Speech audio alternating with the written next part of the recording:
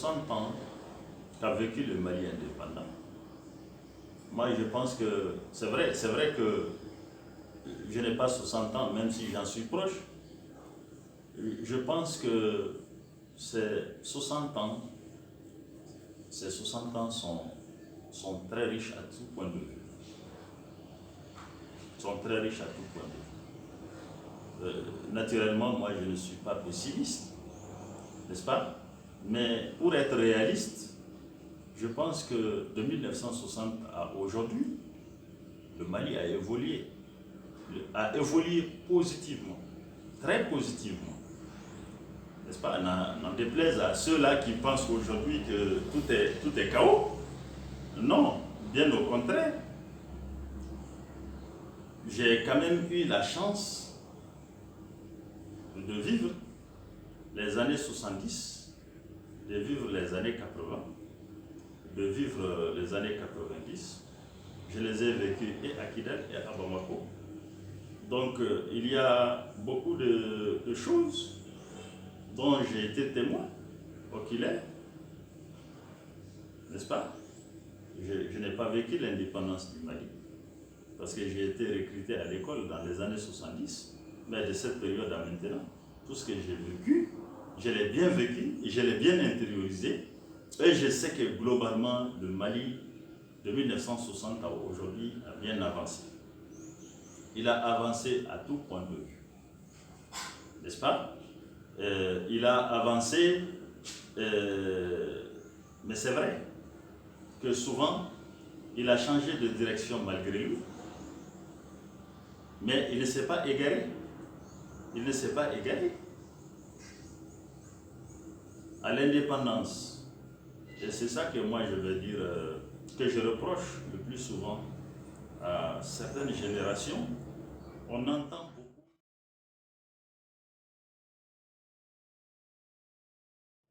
On entend beaucoup, rien n'a été fait, rien n'a été fait, rien n'est fait, n'est-ce pas? Bon, ça c'est vraiment dommage, parce que pour moi ça relève un peu du nihilisme.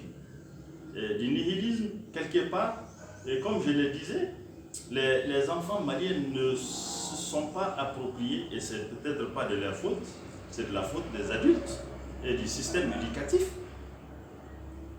Combien de jeunes aujourd'hui, de 15 à 30 ans, savent exactement les efforts que les pères de l'indépendance ont consentis, dans quelle douleur, avec quel risque, n'est-ce pas? À quel prix nous sommes venus trouver des usines, à quel prix nous sommes venus trouver une armée nationale, à quel prix nous sommes venus trouver une éducation nationale en marche, à quel prix, avec quelle acrobatie, hein?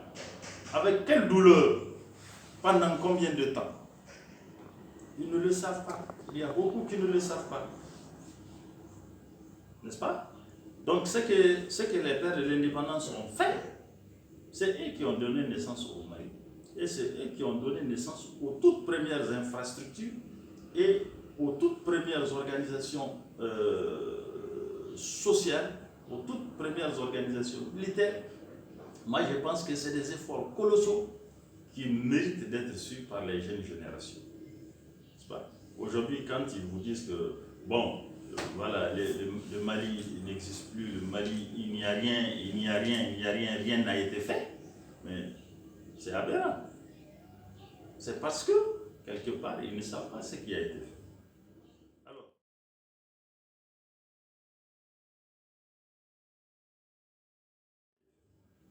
Alors, sous la Deuxième République, je vais passer sur cette étape de la Première République.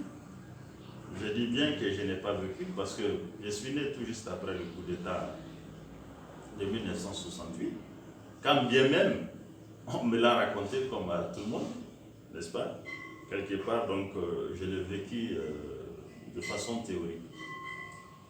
Mais je sais que les enseignants, par exemple, qui nous ont encadrés, nous, ce sont des enseignants qui ont été formés à cette époque-là. N'est-ce pas? Et ils faisaient tellement bien leur travail qu'il n'y avait pas possibilité qu'un élève échoua avec eux. Ce n'était pas possible. Ce n'était pas possible. En deuxième année déjà, troisième année, vous commencez à écrire, à lire, n'est-ce pas, à parler avec les méthodes classiques que tout le monde est en train de fustiger aujourd'hui. Ça, c'était des efforts colossaux. Mais avec quelle motivation? La motivation naturelle dont je parlais tantôt, c'est-à-dire, c'était des gens qui avaient la vocation. Non seulement, mais c'était des patriotes. C'était des patriotes. C'est des gens qui avaient à cœur de faire quelque chose de positif pour leur pays. Ça, je crois que, en tout cas, la période des indépendances, de la période des indépendances jusque dans les années 80, c'est un peu ce qui prévalait chez la majorité des Maliens, l'esprit patriotique. Je vais en reparler. Je vais en reparler par rapport à l'armée nationale. Je vais en reparler par rapport à l'armée nationale. Moi, j'ai vécu dans une zone qui était très militarisée. La région de Kidal, c'est une région qui était essentiellement militaire. Moi-même, mon père était berger méhariste du groupement nomade de Timétrine. C'est-à-dire, c'était un groupement de méharistes, une armée nationale, un pan de l'armée nationale, qui montait à chameau pour faire ses patrouilles, pour sécuriser le territoire. Et mon père était un auxiliaire, n'est-ce pas, de ces forces-là. Il avait un grade équivalent au grade de première classe. Donc moi-même, je suis né dans le carré, si vous voulez, je suis né dans le carré du GNT, du groupement nomade de Timétrine. Et j'ai fait une très bonne partie de mon enfance, plus ou moins, au camp, parce que j'étais très fréquent au camp. Donc, il y a des choses que j'ai vécues par rapport à l'armée nationale. Et je sais que, sur ce plan, nous avons beaucoup évolué. Nous avons beaucoup évolué. Les officiers, dans les années 70 jusqu'à 80, les officiers supérieurs n'étaient pas nombreux. Ils n'étaient pas nombreux. Je me rappelle une compagnie, par exemple, au nord, son chef, c'était un lieutenant. Aujourd'hui, ce n'est pas le cas. N'est-ce pas? C'est des gens beaucoup plus gradés qui commandent. Et les postes étaient commandés par des sergents-chefs.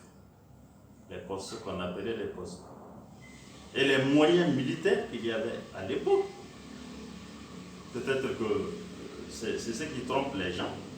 L'insécurité qu'il y a aujourd'hui, les forces extérieures qu'il y a aujourd'hui qui combattent notre armée, n'existaient pas à l'époque, mais les forces qui existaient à l'époque étaient proportionnelles aux moyens dont disposait l'armée. N'est-ce pas? Les militaires et même les conditions de vie, n'est-ce pas, ont changé aujourd'hui. Même, bon, à l'époque, par exemple, vous aviez en tout et pour tout 4 types de tenues. Il y avait la tenue bleue, il y avait le kaki, il y avait le treillis et il y avait la tenue parade. C'était les 4 tenues qu'on connaissait au Mali. Aujourd'hui, allez-y voir. Hein? Le soldat malien, à la rigueur, lorsqu'il allait en guerre, il avait un casque lourd. Mais aujourd'hui, allez-y voir. On ne connaissait pas les talkie-walkie, n'est-ce pas? On ne connaissait pas des gilets pare-balles. Les blindés qu'il y avait, pour un premier temps, avant l'avènement de la Deuxième République, c'était des blindés, mais c'était des AM. C'était des véhicules blindés, mais qui n'étaient pas couverts. Ce n'était pas couvert. Donc là aussi, il y a eu une évolution. Il y a eu les chars, il y a eu les BRDM, il y a eu, n'est-ce pas? Aujourd'hui, vous avez, je ne sais pas comment ils les appellent. Donc, sur ce plan, et sur le nombre, et sur la qualité, il y a eu une grande évolution. C'est la même chose aussi. Il y a des avions aujourd'hui, c'est vrai, sous la Deuxième République, c'est vrai qu'il y avait plus d'avions, peut-être. Il y avait plus d'avions, il y avait plus de missiles, sol, air, tout ça. Mais il faut reconnaître que de l'indépendance à aujourd'hui, les choses ont évolué pour notre armée nationale.